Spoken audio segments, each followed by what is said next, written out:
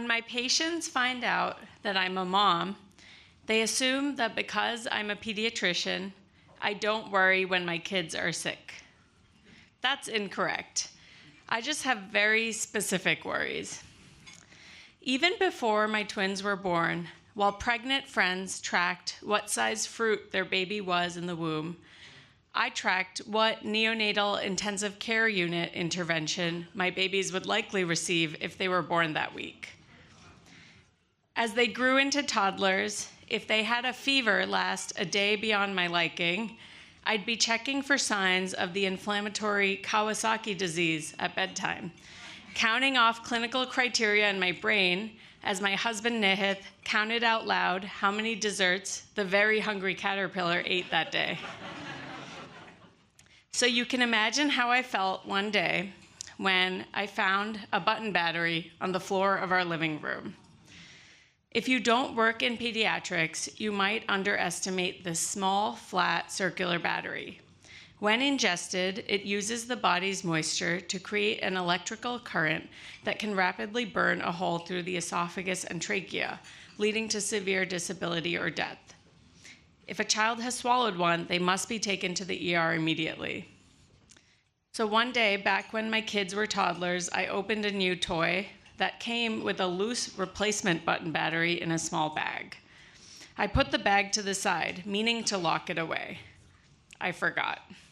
About an hour later, I saw the empty bag on the ground. I gasped. There was a button battery in that, I told Nihith.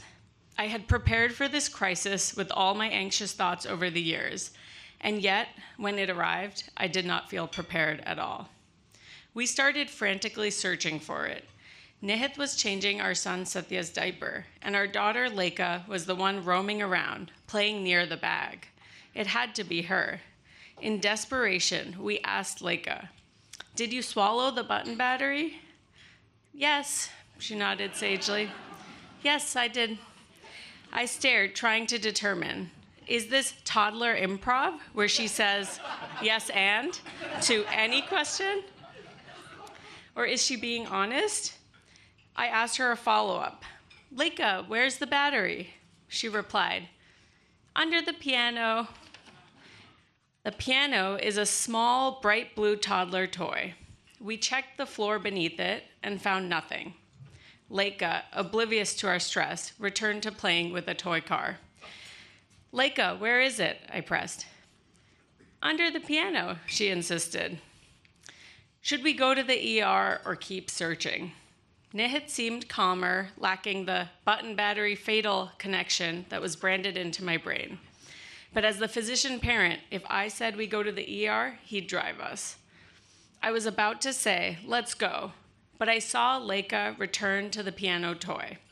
She was holding stickers and shoving them between the piano keys, pushing them deep down so they flattened behind the keys, so that they were under the piano. I felt my brain enter hers like I was Professor X with hair. To her, under the piano meant behind the keys, and putting things behind the keys was a valid activity. To her, a button battery was just another toy, not poison. But the pediatrician in me screamed, "You're losing time." The thought of the battery burning through Lekha's esophagus was paralyzing. But I turned on my phone's flashlight. I shone light into the tiny spaces between the keys. Was that something shiny?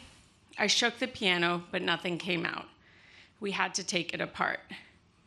My engineer husband grabbed a screwdriver and removed the top and sides of the piano in record speed.